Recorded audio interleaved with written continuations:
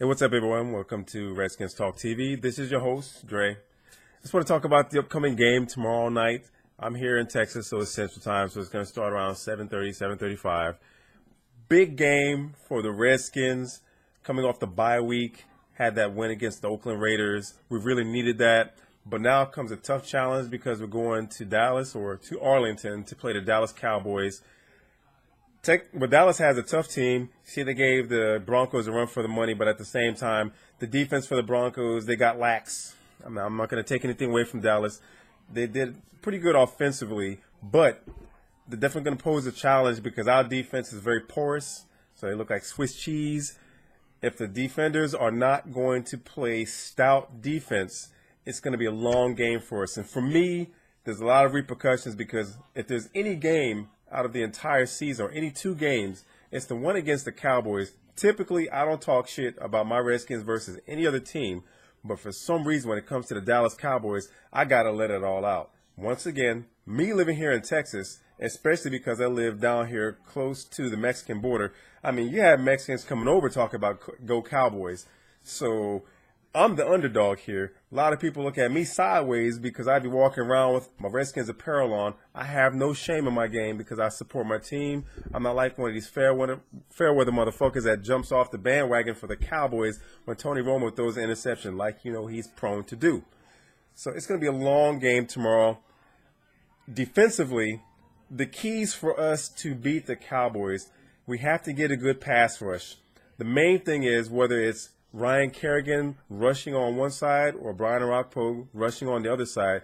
Arakpo in particular, if he's going to rush and he takes the inside rush, you got to be careful because Tony Romo does that one thing typically where he does that fucking left spin and then runs out of the way because the defender, the pass rusher, overcommitted. So Brian Arakpo, he's got to be able to bull rush and get the blocker to go backwards or take the outside without getting ridden all the way out. Otherwise, Tony Romo, he's going to step up to the left and he's going to complete a pass. As far as our defensive line, our front three, because we run that 3-4 defense, Barry Cofield and company, they got to get a strong push up the middle.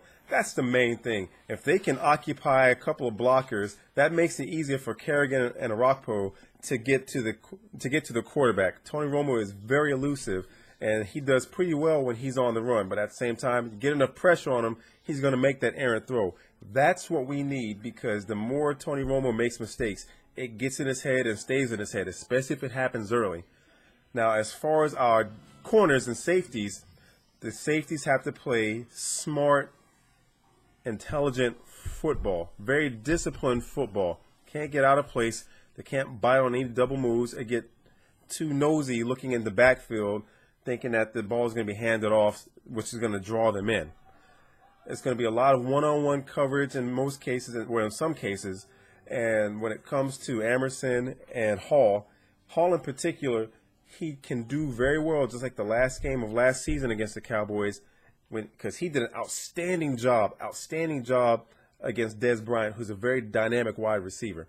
And when it comes to Hall, if he plays the man in front of him, he will win that fight, just like he did last season. I know this season's different this year as opposed to last year, but normally when Hall has a sideways stance and he's looking more in the backfield, he gets too nosy and he ends up biting on some double moves. And also because it might be a zone defense, he might get lax and let the receiver get behind him thinking that the safety is going to pick up. And in that little gap of space, that's where the receiver is going to make that completion. So hopefully Jim Haslett has a sound defensive game in play so that our corners and safeties can maximize their abilities. That's the main thing. Our linebackers, they're going to have their hands full because they have Escobar. I mean, the young man can make a lot of decent plays. And, of course, you have Jason Witten. He's always a threat. He doesn't have that breakaway speed like when he first came into the league, but he's got great hands, very durable pass catcher, decent blocker. But it always seems that he's getting open constantly. And our linebackers and safeties are going to have to be able to match up to him and keep him from getting that free release off the line of scrimmage. When it comes to the run game, I'm not really all too worried about that. We tend to do pretty well against the run. It hasn't really shown much lately, but if we do some solid tackling, I'm not really all too worried about Murray getting a lot of long yardage plays. Excuse me, my sinuses are jacked up. But that's the main thing for defense. Now, on offense, you got to feed the ball to Alfred Morris. I emphasize this every game because the Cowboys have a very stout defense. And if we can keep converting and getting first downs, that defense will wear out. Now, the Cowboys, they have allowed the most receiving touchdowns this season out of all other teams in the NFL. But at the same time, we need our playmakers to step up on offense. Hopefully Santana Moss, because we always refer to him as a Cowboy killer, we're going to need him to have a big game. When you look at Wes Welker and how he was able to get open on his plays against the Cowboys last Sunday, Santana Moss can do the same thing. But we're going to need for the pass blocking to be up to par so that Robert Griffin III can make his reads, step up in the pocket, or hopefully Kyle Shanahan will run a few read option plays that are going to allow Robert Griffin III to get out of the pocket and run a few plays. I think it's time to take the leash off of him and let him command this team because it will really discombobulate the Cowboys defense. They're very solid, you know, with Sean Lee and the other defenders, especially the linebackers. They rush to the ball. So hopefully we'll have a solid game, but everything is, as far as the offense, is going to be predicated on Robert Griffin III being able to complete passes. Also, it's going to be predicated on Alfred Morris getting all the touches. He's going to need at least 25, 30 touches. He's going to end up breaking the will. It's a different game because they did have injuries last season. So DeMarcus Ware, he wasn't playing well because he was hurt and we were running to that side and he was missing a few blocks.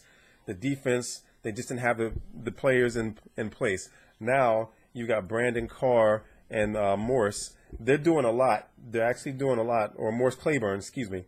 They're really hemming things up on the outside against the receivers. So inside slants will work well, you know, allowing a quick release. The Cowboys, they do pinch up at the line of scrimmage, which is what I generally like to see from the corners. But the inside slants, if the receivers get that first move to get on the inside, there's a good chance that we can make some positive plays. But we're really going to need a lot of help from Jordan Reed. I think he's a promising tight end. Also, Fred Davis, he's got a chance. As long as he's healthy, I see him doing big things.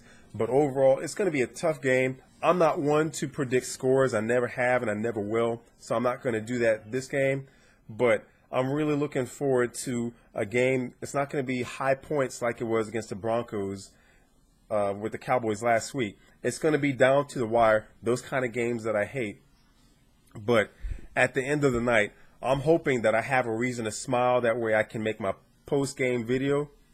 And, of course, when I go to work on Monday, because everyone is anticipating getting a hold of me, all my Facebook friends, all my coworkers who know that I'm a staunch Redskins fan, and my sister-in-law and her husband, everyone is ready to talk shit to me. And for those of you in my Redskins family who like to sport the burgundy and gold, you're always going to have someone who's a Cowboy fan that's ready to get at you.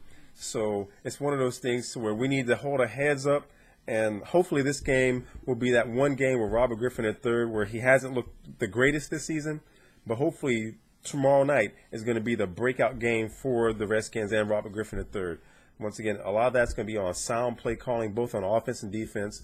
Hopefully we can shut down Dwayne Harris on special teams because that young brother, he can make some plays, but we just need solid tackling, no penalties, no turnovers, and get some positive yardage on each and every play for offense and really just play solid defense and shut everything down. In a perfect world, we blow them out, but it's always going to be a challenging game against the Cowboys. But I would like for Robert Griffin III to be able to go into the stadium, just like he did on Thanksgiving, and show everyone why he owns that place. I'm going to go ahead and end the video now. I'm looking forward to the game, and I'll be making another video afterwards. But to all my Redskins family, hail to the Redskins.